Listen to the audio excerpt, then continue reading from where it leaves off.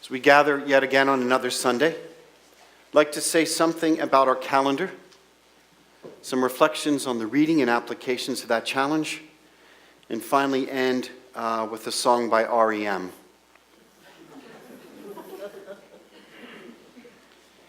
Our calendar. This really is the last regular Sunday, whatever that means, regular, of the church's calendar. Next Sunday will be the Feast of Christ the King, and the following one, the first Sunday of Advent. And so the church has us look at end times, eschatological times, when the earth and the heavens will be no more, and things as we have known them will have passed away. I think on one level it could be a scary encounter,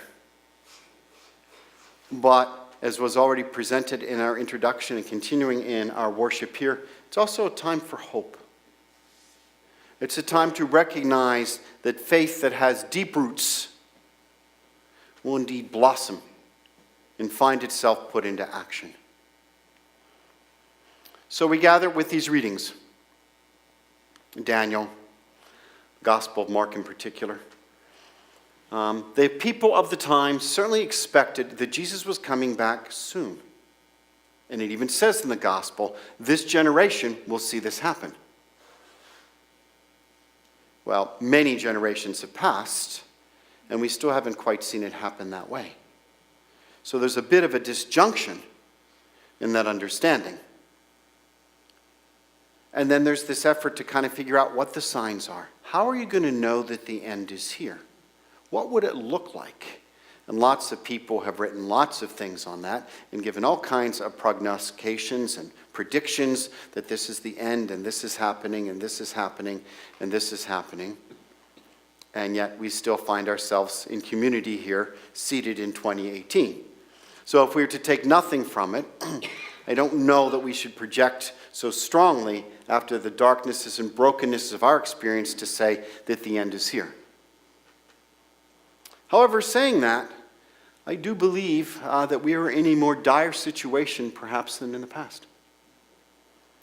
I think the realities of the impact of human beings on climate is undeniable, and we see it everywhere, in storms and in fires in all kinds of places.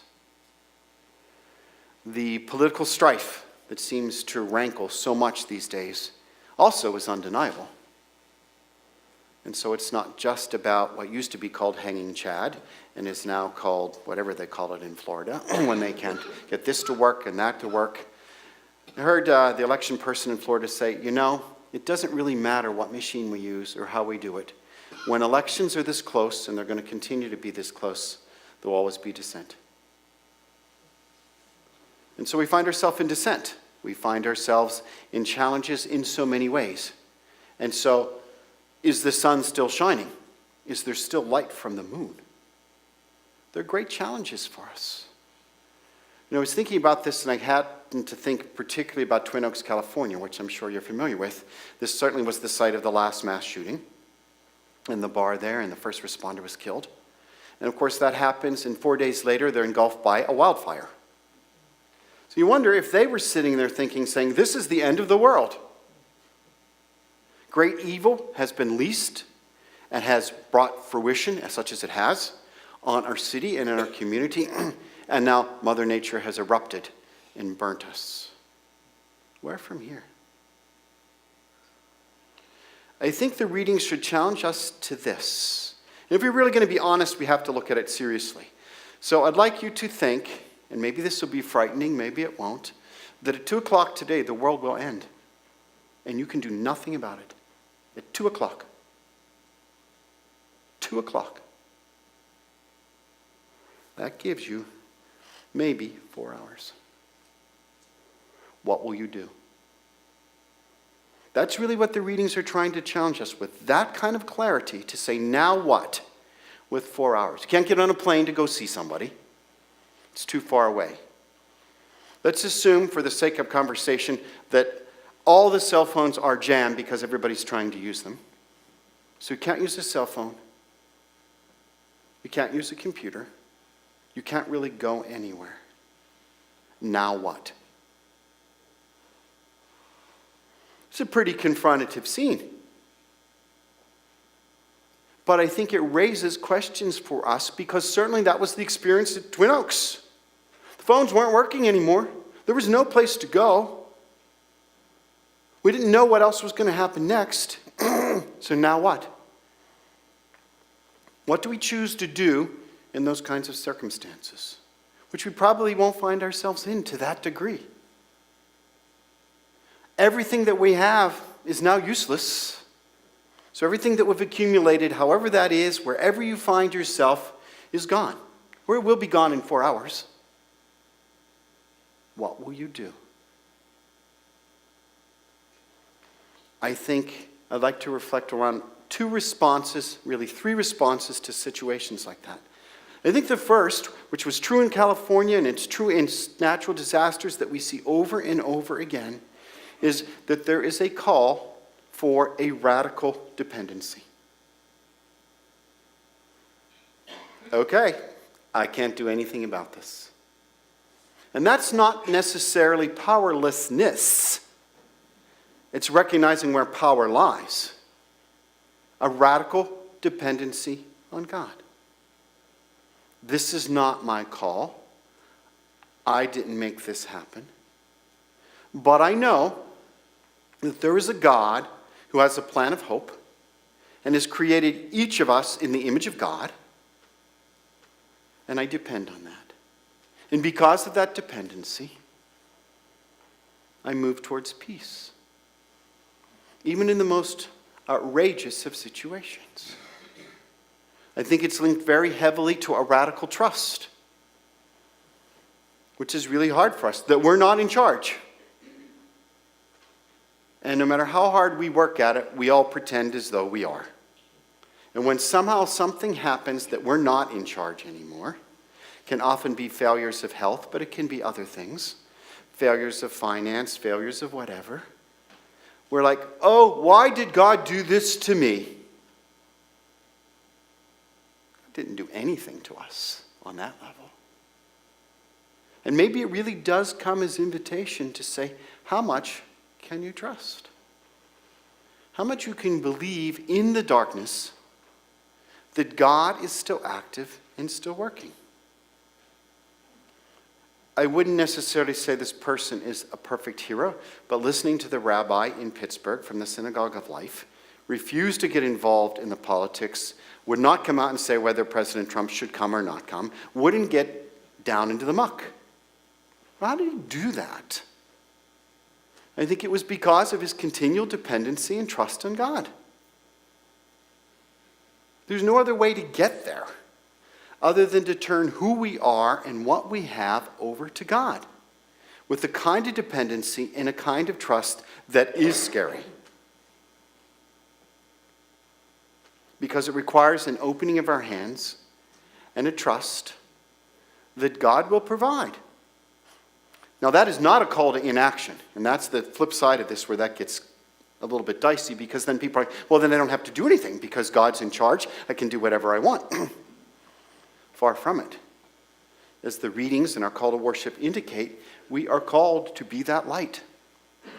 And so the final movement is one of gratitude and light. So you've got your 4 hours. The very best thing you can do is take some time to be with God and love the people you're with. They may not be the people you want to be with to love right now. They're the people we're with. And those are the ones we're choosing to love out of that dependency and trust, and choosing in gratitude to be grateful for. 4 hours. What will you do? Yell, scream, cry, run? Doesn't work. And ultimately in our lives, in our spiritual life, it doesn't work either, although lots of us spend lots of time yelling and screaming and crying and running. God runs faster. God screams louder. I'm no expert in this, but I guarantee that part's true. So then what? A call to really recognize that we could be at peace, even in the midst of chaos, even in the midst of brokenness and darkness and sin, which surrounds us. because of the kind of God that we have.